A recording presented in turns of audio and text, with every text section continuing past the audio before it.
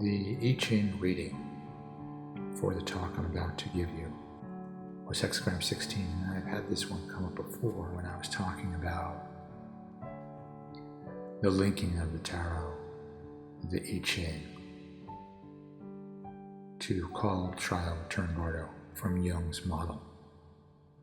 We're going to deviate from Jung because he was speaking about the hero's journey. We're talking about cosmic forces.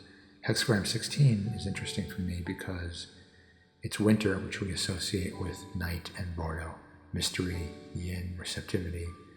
Then it moves upward to autumn, dusk, and that's usually what comes before winter, right? So we're going backwards, and then we're dropping back down into the bardo again. And so the meaning of this hexagram traditionally is weaving images, providing for enthusiasm, and the tarot cards are images, and the hexagrams are images. It's a code, but they're also images. And this image is associated with the story. So this will be an overview, and when you are watching this channel, you may not see any videos about any of this. I may take them down or hide them.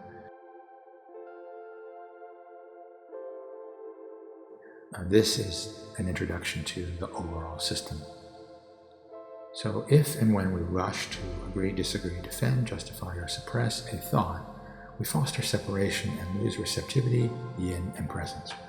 While it may be practical to agree, disagree, defend, justify, or suppress our thoughts, it's also the root of suffering, attachment, agendas, attitude, and aggression. So if there's any of that, it may be wise to say, he's having a thought. He's having a thought about a thought, or she's having a thought. She's having a thought about a thought. Yes, people and systems do have limited energy and resources, and chaos is moving to disintegrate things.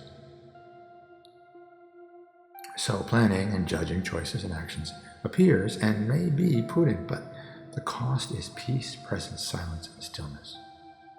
So what we're talking about here is only in this moment. We're not condemning, planning, or judging, agreeing, disagreeing, defending, justifying, or suppressing thoughts. There's no problem with it. We're just saying, in this moment, if you want peace, presence, silence, and stillness, and you are present enough to make that choice, or it feels like you can make that choice, you want to align with receptivity, yin, and presence, not with fear and desire, anger and aversion, then this is the model to choose just in this moment. We're not talking about the past, and we're not talking about the future.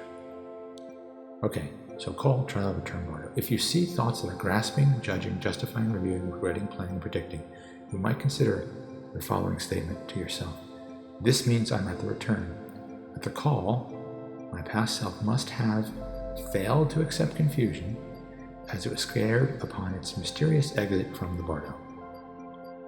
Let's put this another way. By the time you notice any of this grasping, judging, justifying, reviewing, regretting, planning, predicting, it's likely you're already in the return.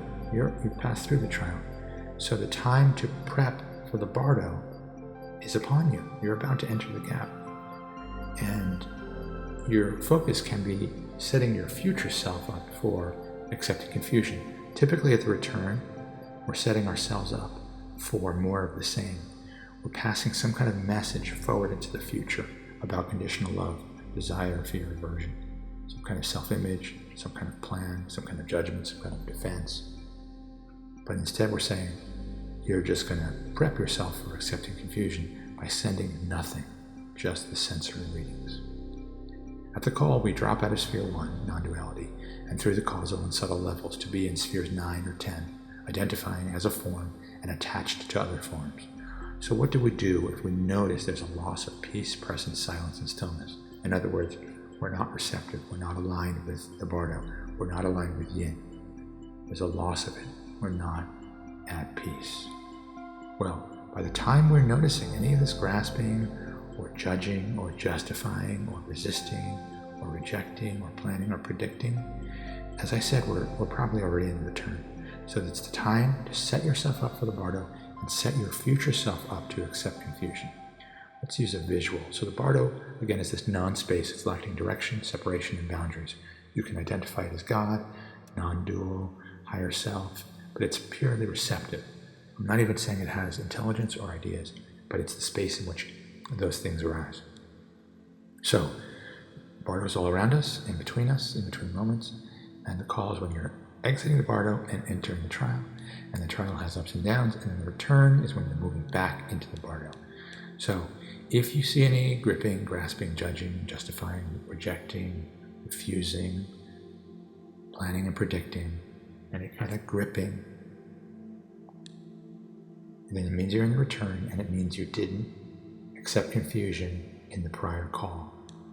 So if you see it, instead of sending a message into the bardo, which is the habit of what everyone does all the time, moment after moment, instead you can prep for the next call by going into the yin, receptive, not the yang, expressive. Just hold the sensory input without any concepts or stories or self-image, just the sensory input. Hold it as you enter the bardo. You won't know you're entering the bardo because there's no space and time there. But I'm saying it's happening all the time.